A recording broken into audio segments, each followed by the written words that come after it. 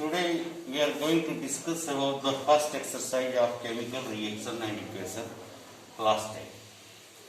Very important chapters. This chapter is taking almost all concepts related to the chemistry. So you have to listen properly. What is chemical reaction? Just previous topics we will discuss something little bit, not more than. Like you have studied in previous classes as physical and chemical changes. Chemical changes. पहले आपने पढ़ा है physical और chemical changes के बारे में. बहुत सारी बातें आपने पढ़ी है. फिजिकल सबस्टांसेस में देखते हैं कि no new substances is form. इसको आपने पढ़ा था. No new substance is form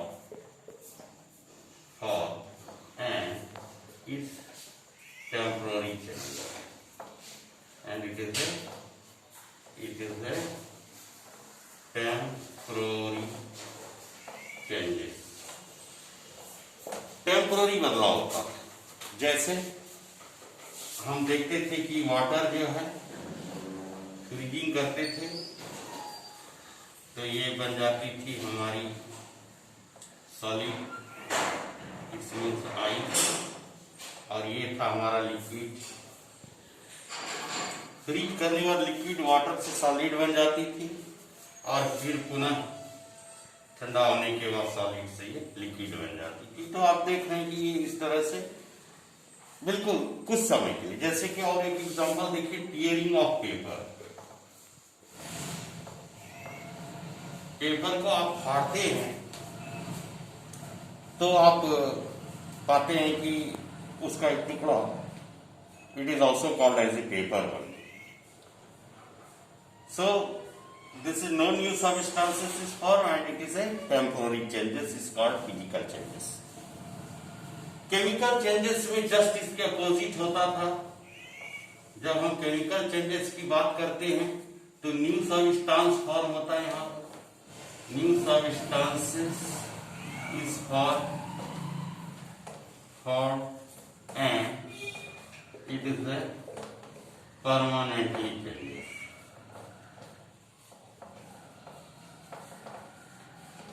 ये जस्ट रिवीजन है. पीछे के क्लास का ये एक रिवीजन है जो आपको केमिकल रिएक्शन को समझने में मदद करती है. क्योंकि जब हम type of chemical reaction study करेंगे, आज का हमारा सिर्फ और सिर्फ केमिकल रिएक्शंस के बेसिक बातों को समझना है इस 15 मिनट्स के लेक्चर्स में. और ताकि आपको ये कॉन्सेप्ट आगे जब हम ये सिस्टमेटिकली अप टू डेट करते रहें तो आपको काफी आसानी हो. और जो मैं यहाँ पर कॉन्सेप्ट बुक का उठा रहा हूं, ये एनसीईआरटी बुक्स और सारे बुक्स को मिला करके, जैसे कि एक हमारे पास अभी आप रिसेंटली देखिए कि दिनेश पब्लिकेशंस का है. ये चैलेंजिंग भी होगा आपको लास्ट में जब हम इसके बारे में और एक्सप्लेन करें. तो पर्सनली आपको स्टडी करने के लिए हेल्पफुल होगी और आप देखेंगे कि ये किस तरह से वर्क करती है. और ये इसका बहुत अच्छा से डिफाइन एग्जांपल्स सब कुछ studyable. Chemical changes in new substances is formed and it is a permanently changes. जैसे burning of paper. Burning of paper, paper को जला देते तो क्या बन जाता है हमारे पास? एस, राख तैयार हो जाता है. वो तो बिल्कुल अलग तरह का. यानी कि आप यहाँ पे क्या देखते हैं कि पेपर को और ऑक्सीजन के संदर्भ में रख करके अगर हम हीट करते हैं, पेपर प्लस ऑक्सीजन अगर हीट करते हैं तो हमको मिलता है smoke plus S. Smoke plus S. अब यहाँ क्या देखते हैं, एक नया सबस्टांस, पेपर ऑक्सीजन था, स्मोक एंड एस हो गया आफ्टर हीटिंग. तो ये एक तरह का चेंजेस है, इसको हम लोग केमिकल चेंजेस कहते हैं.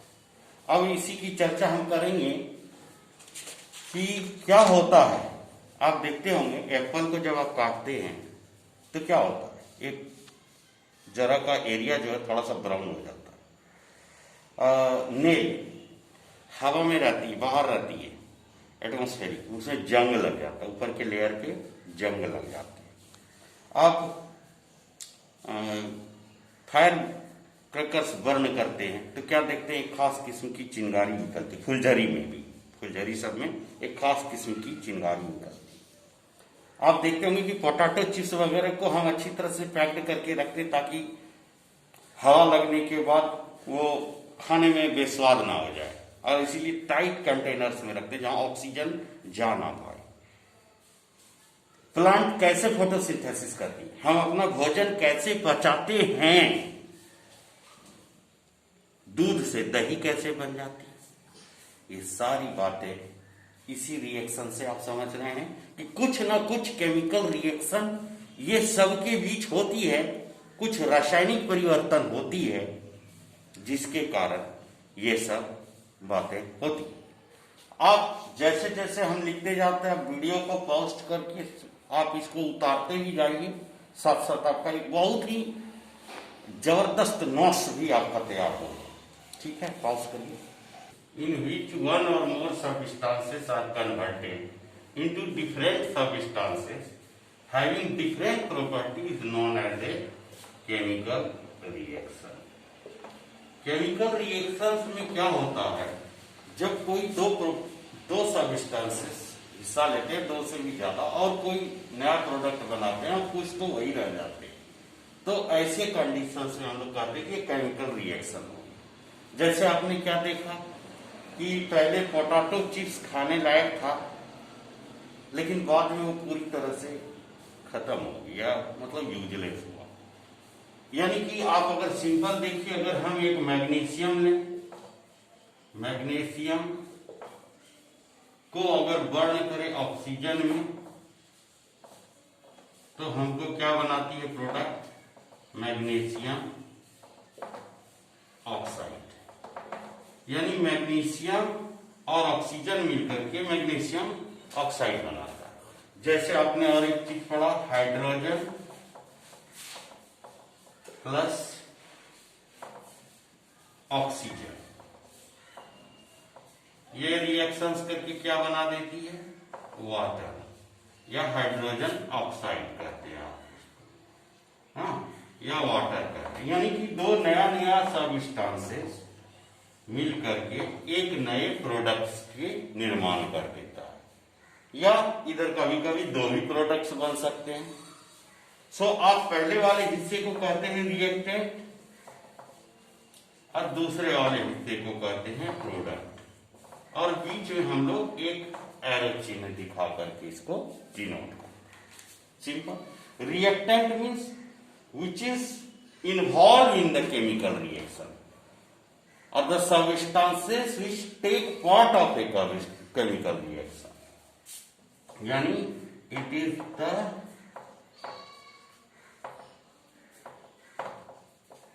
taking part of a chemical reaction,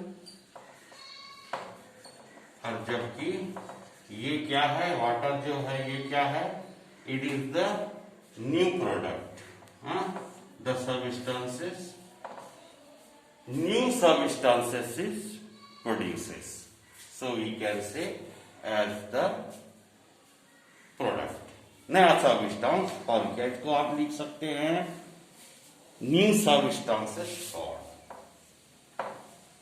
new substances, नया सबस्टांस। यानी केमिकल रिएक्शन में एक प्रोसेस, एक पद्धति है, एक प्रोसेस है विच वन और मोर सबस्टांसेस, जब एक या उससे ज्यादा पदार्थ मिल करके कन्वर्ट हो जाता है डिफरेंट सबस्टांसेस, एक अलग प्रकार के पदार्थों में, हैविंग डिफरेंट प्रॉपर्टीज, अलग प्रॉपर्टीज वाले पदार्थ बन जाते हैं, इसको कहते हैं केमिकल रिएक्शन। जिस तरह से आप मैग्नीशियम रिबन को बर्न करते हैं, फुलझड़ी को, ऑक्सीजन के संबंध में, ऑक्सीजन जरूरी है कंबस्शन के लिए, और तो मैग्नीशियम ऑक्साइड बना देंगे। हाइड्रोजन एक गैस है, ऑक्सीजन भी गैसियस स्टेट में, दोनों जब कंबाइन होते हैं कुछ केमिकल प्रॉपर्टीज के अधीन या इलेक्ट्रोलाइसिस के दौरान, तो ये वाटर का निर्माण कर देगी। So this is a simple functions of the chemical reaction. Only हम इस केमिकल रिएक्शन में क्या करते हैं, रीअरेंजमेंट ऑफ एटम, एटम को खाली रीअरेंजमेंट कर देते हैं, यानी एटम नया एटम फॉर्म नहीं कर सकती, जो है वही रहेगी। तो in chemical reaction only rearrangement of atoms take place and no new atoms are form. हम रीअरेंजमेंट ऑफ एटम्स करते हैं केमिकल रिएक्शन। इसीलिए तो आप लोगों को इसके लिए कॉन्सेप्ट चलता है जो बैलेंसिंग, जिसको हम कहते हैं। बैलेंसिंग क्या करते हैं, एटम को खाली दोनों तरफ सही प्रकार से लिख सकते हैं। अगर हम गेस करें और लंबे लंबे इक्वेशनों को लिखें तो ये वेरी वेरी डिफिकल्ट हो जाता है। So we need to write in shorter form, और इसको केमिकल सिंबल जो सबका मिला है उसके फॉर्म में लिखें तो ज्यादा ये सफिशिएंट होता है, सही प्रकार से हमें समझ होती है, और ये लंबी लंबी इक्वेशन को हमको छोटा करके समझने में भी आसानी होती है कि आखिर कितने एटम ने एक दूसरे को कंट्रीब्यूट करके हिस्सा लिया।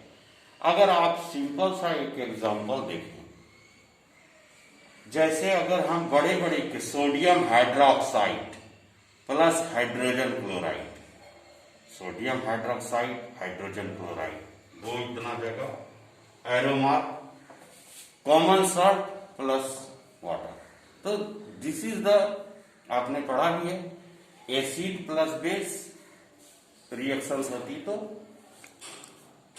सॉल्ट प्लस वाटर बनाती। अभी हम इसको शॉर्टर फॉर्म में लिखना पड़ता है, means how we can write and what is the rules of writing the word equation. Actually what is the rules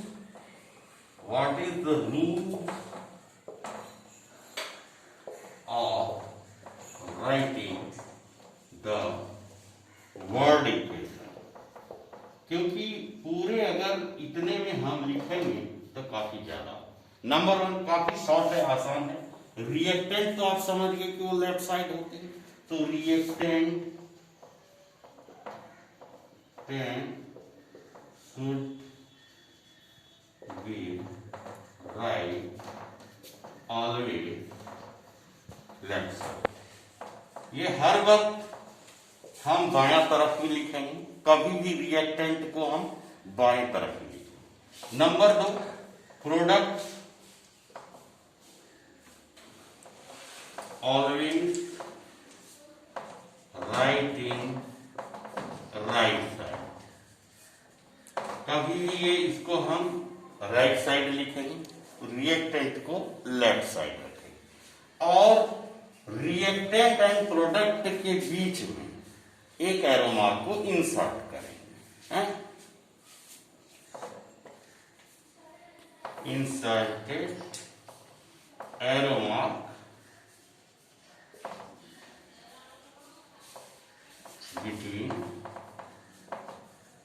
between reactant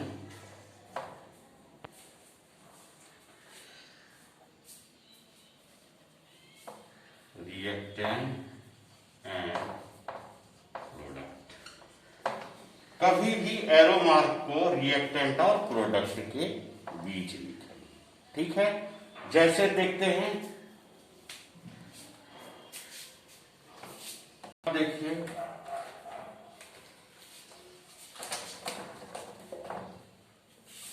carbon plus oxygen, ये दोनों रिएक्टेंट हैं, एरो मार्क प्रोडक्ट में carbon dioxide plus ये आप देखते हैं कि बीच में एरो मार्क दे देते हैं, यानी कि कार्बन और ऑक्सीजन के एटम को कंबाइन करेंगे carbon dioxide and heat products. Actually ये बहुत पहले के समय इक्वल टू भी लिखा जाता था, लेकिन ये इक्वल टू होता नहीं था। इक्वल टू का मतलब ये इसके इक्वलिटी सेम प्रॉपर्टीज ही होना चाहिए, बट आप जान रहे हैं कार्बन डाइऑक्साइड एक खास किस्म का धुआं हो जाता है और वेपर को फॉर्म करने में भी काम आता है, और हीट जो हम लोग यूज कर चुके होते, तो ये बिल्कुल कोयला और ऑक्सीजन मिलकर के दो नए सबस्टांस का निर्माण कर देता है। ठीक है, एक और एग्जांपल देखिए, जैसे मैग्नीशियम प्लस ऑक्सीजन, तो ये क्या बना देती है, मैग्नीशियम ऑक्साइड। पढ़े भी हैं मेटल्स का ऑक्सीजन के साथ रिएक्शन होने के बाद मेटल ऑक्साइड को फॉर्म करती है स्टैंडर्ड 8 के मेटल एंड नॉन मेटल में। इसमें भी हम बहुत चर्चा करेंगे आगे के क्लास में। ठीक है, अगर हम इसको वर्ड इक्वेशंस को केमिकल इक्वेशन में लिखें तो this is a word equation. ये दोनों हमारा देख रहे हैं कि वर्ड इक्वेशंस है। अगर इतने बड़े वर्ड इक्वेशंस को अगर हम केमिकल इक्वेशन में लिखें तो ये ज्यादा सफिशिएंट होता है हमारे लिए। जैसे पहला वाला आप देखिए, फर्स्ट वन, ये फर्स्ट, ये दूसरा, दोनों एग्जांपल को देखिए, C+O2 और सीधा CO2।